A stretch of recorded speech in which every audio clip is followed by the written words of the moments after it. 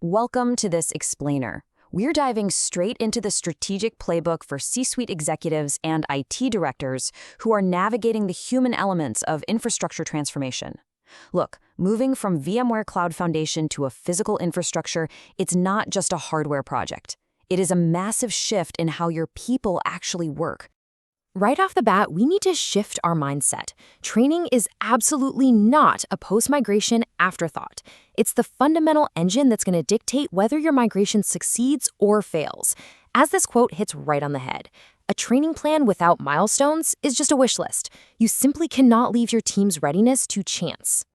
Today, we're pulling directly from the incredibly comprehensive analysis provided by Virtualization Options LLC. We're going to outline exactly how to manage your human capital before, during, and after this massive technical transition. They've mapped out the pitfalls and, more importantly, the precise steps to avoid them. So here's our roadmap for today. We'll be hitting 1. The training readiness mandate. 2. Assessing your skills gap. 3. Pre-migration training checklists. 4. Managing the cutover risk. 5. Sustaining long-term excellence. And finally, 6. Your 30-day action plan. Section 1, the training readiness mandate. This is all about strategic investment in your people before you even touch the new infrastructure. Section 2, assessing your skills gap. Literally the foundation of every single training decision you'll make. Think about the massive technological chasm your team is facing right now. Your people might be absolute experts in VMware VCF, totally dialed into vSphere, NSXT, and vSAN. But here's the reality check. The skills used to run that virtualized environment, they do not automatically translate to your new physical target state. Moving over to bare metal OS administration and physical SAN or NAS management requires a completely different set of operational muscles. If you don't map out this gap clearly, your training initiatives are just going to be firing in the dark. And that brings us to a huge, absolutely critical operational rule. You have to lock in your target infrastructure stack first. Why? Because buying training before you finalize your vendors is a massive budget risk. Actually, it's a gamble. A Proxmox environment needs a totally different training path than Microsoft Hyper-V. Cisco networking certs look completely different from Aruba or Juniper tracks. Lock down the stack, then build the training path. Section 3, pre-migration training checklists. Setting strict governance and rules of engagement. Okay, you really need to define your point of no return. This is that technical threshold where the migration becomes completely irreversible. Maybe it's the exact second the last production workload leaves VCF, or when your current licenses officially aren't renewed. Defining this in advance gives you the power to strategically time your vendor contract reviews and internal communications.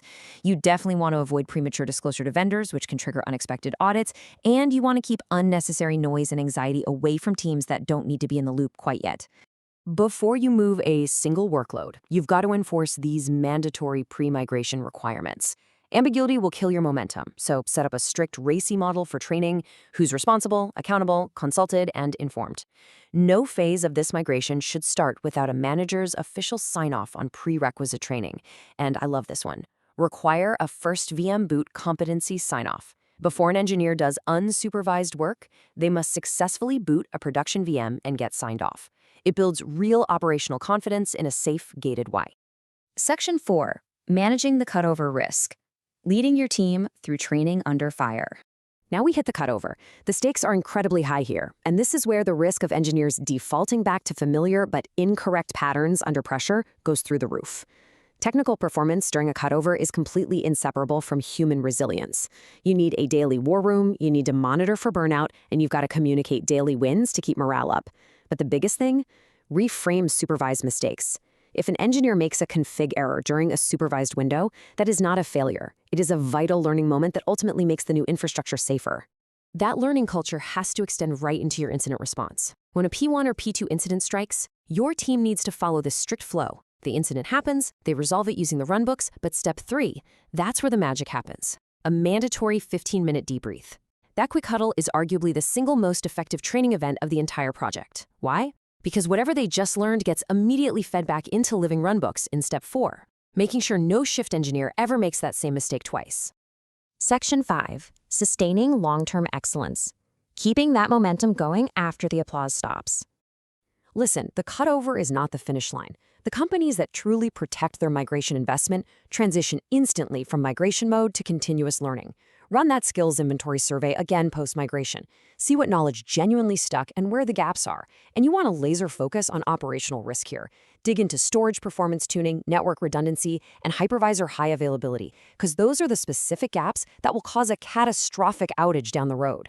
You cannot let critical operational knowledge exist only in the heads of a couple of engineers. It's a huge risk. Formalize your systems. Convert those migration notes into living runbooks with actual owners and review cycles. Build a searchable internal wiki and start running quarterly fire drills. Literally simulate a switch failure, time the response, and debrief as a team. This kind of documentation and continuous testing becomes your company's actual institutional IP. Section 6, your 30-day action plan. Immediate next steps for IT directors. To make sure all this strategy actually turns into momentum, we really need to focus on Chapter 10 of the source material. Chapter 10 lays out this brilliant, highly actionable, 4-week playbook to get you moving right now. Week 1, launch your skills inventory survey across all IT roles. Week 2, take that data, confirm your target infrastructure stack, and shortlist vendors. Week 3, build your role-based training matrix and submit a formal budget request. And don't forget to include backfill coverage for staff who are out training. Finally, Week 4, identify your migration champions and enroll them in that first training cohort. By sticking to this plan, you build a proof of concept with your best people and secure the budget way before the real friction starts. So as you get ready for this monumental shift, I want to leave you with one thought. Are you really willing to increase your cutover risk by delaying your training strategy another week? Training readiness is migration readiness. Every single day you wait compresses the runway your team has to master the new environment, and it exponentially increases the chances of a painful cutover. So take that first step from Chapter 10. Launch your skills inventory tomorrow. Thanks for hanging out with me for this explainer. Get out there, start planning, start training, and secure your migration success today.